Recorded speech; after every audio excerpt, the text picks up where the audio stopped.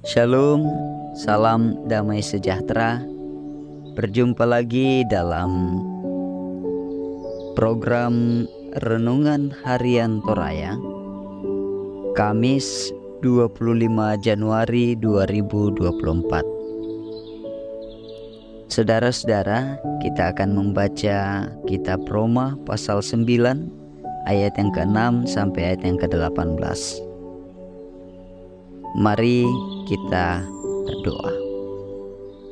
Bapa di surga, kami bersyukur bahwa kehidupan kami terus kami jalani dalam kekuatan dan perlindungan-Mu. Saat ini kembali kami merindukan firman-Mu, menyapa kami untuk memahami bahwa kami diselamatkan di dalam Kristus bukan karena kebaikan kami, melainkan karena kemurahan Allah. Terpujilah Engkau Tuhan. Kami berdoa di dalam kasih-Mu. Amin. Kitab Roma pasal 9 ayat yang ke-6 sampai ayatnya yang ke-18. Akan tetapi firman Allah tidak mungkin gagal, sebab tidak semua orang yang berasal dari Israel adalah orang Israel, dan juga tidak semua yang terhitung keturunan Abraham adalah anak Abraham. Tetapi yang berasal dari Ishak yang akan disebut keturunanmu.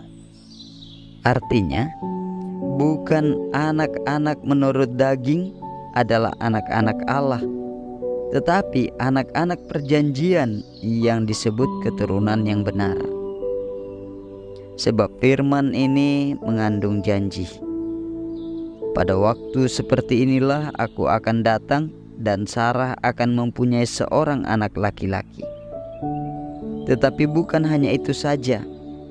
Lebih terang lagi ialah Ribka yang mengandung dari satu orang, yaitu dari Ishak, bapa leluhur kita. Sebab waktu anak-anak itu belum dilahirkan dan belum melakukan yang baik atau yang jahat, supaya rencana Allah tentang pemilihannya diteguhkan, bukan berdasarkan perbuatan, tetapi berdasarkan panggilannya.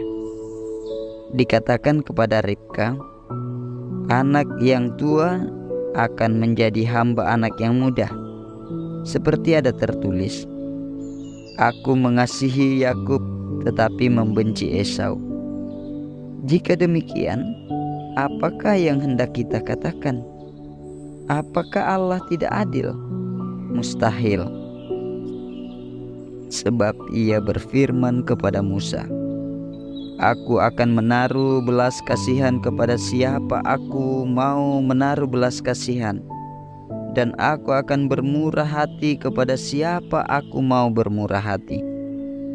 Jadi, hal itu tidak tergantung pada kehendak orang atau usaha orang, tetapi kepada kemurahan hati Allah. Sebab kitab suci berkata kepada Firaun, Itulah sebabnya aku membangkitkan engkau, yaitu supaya aku memperlihatkan kuasaku di dalam engkau, dan supaya namaku dimasyhurkan di seluruh bumi. Jadi, Ia menaruh belas kasihan kepada siapa yang dikehendakinya, dan Ia menegarkan hati siapa yang dikehendakinya. Demikian pembacaan kita. Saudara-saudara, tema kita adalah bukan karena kebaikanmu. Dalam bahasa Toraja, Tangia belana kameloanmu. Memahami konsep teologi keselamatan Paulus dalam pasal ini memerlukan pembacaan yang utuh, mulai pasal 1 sampai pasal 8, yang juga berbicara tentang keselamatan. Dalam hal ini, teologi Paulus mengenai keselamatan, ia berkata bahwa keselamatan diperoleh melalui karya penebusan Yesus Kristus bukan melalui perbuatan baik. Selain itu, Paulus juga menandaskan bahwa semua yang percaya kepadanya, kepada Yesus, disebut keturunan Abraham yang akan menikmati hidup berkemenangan. Saudara-saudara, lebih lanjut dalam pasal 9 ini, Paulus kembali menjelaskan bahwa keselamatan didasarkan pada kasih karunia Allah yang sempurna. Itu disampaikan Paulus sebagai kegelisahannya secara psikologis terhadap kondisi sebagian bangsa Yehuda yang tidak percaya kepada Yesus Kristus, padahal mereka menikmati keistimewaan dari Tuhan. Mereka disebut sebagai keturunan yang dalam perjanjian. Tapi tampaknya keistimewaan itu berbanding terbalik dengan sikap mereka yang menolak Injil dan terus memahami keselamatan mereka peroleh karena mereka adalah keturunan Abraham. Hal itu jelas keliru karena Alkitab tidak pernah berbicara bahwa keselamatan itu sifatnya komunal. Namun Alkitab menegaskan bahwa keselamatan yang dikerjakan Allah bersifat individual. Sebab itu, Paulus mengatakan bahwa yang disebut sebagai anak-anak Allah adalah mereka yang hidup dalam kebenaran Yesus Kristus, bukan menurut daging atau keturunan biologis dari Abraham, Ishak, dan Yakub. Saudara-saudara yang kekasih dalam Kristus, kita melihat dalam perkara ini bahwa dalam keadilan dan kemurahan Allah, Yesus menyatakan keselamatan kepada manusia. Dengan demikian, kita mestinya tiba pada pengakuan seperti Paulus bahwa hanya oleh anugerah kita diselamatkan, bukan dari usaha manusia. Terpujilah Kristus. Amin. Mari kita berdoa.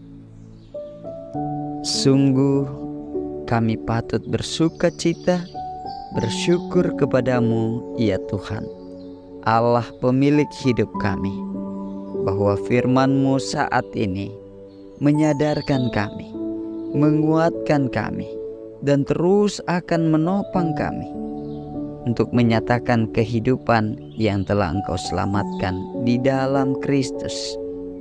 Ya Allah, tuntunan Roh Kudus kiranya terus menopang menolong kami menyatakan hidup di dalam keselamatan anugerah-Mu. Terpujilah Kristus. Tuhan berkati segenap jemaat-Mu dengan aktivitas mereka hari ini. Tuhan menopang menolong mereka yang merindukan jamahan kasih-Mu. Terpujilah kekal Engkau Bapa di surga. Tuhan memberkati bangsa dan negara kami, wakil rakyat, pemerintah kami. Tuhan memberkati setiap anak-anak Tuhan dengan tugas dan tanggung jawab mereka masing-masing. Dimanapun mereka berada, terus menjalani hidup karena kasih karunia Tuhan. Ini doa, ini sukacita, ini syukur dan harapan kerinduan kami yang kami bawa kepadamu di dalam Tuhan kami Yesus Kristus, Sang Juru Selamat kami. Haleluya, amin. Saudara-saudara yang kekasih, damai sejahtera Tuhan terus melingkupi, menopang, menolong dalam menjalani kehidupan, menikmati kasih Tuhan, dan terus berkarya menyatakan hidup yang telah diselamatkan Tuhan di dalam Yesus Kristus. Terpujilah Allah. Haleluya. Selamat beraktivitas. Kasih Tuhan terus menopang saudara-saudara sekalian. Amin.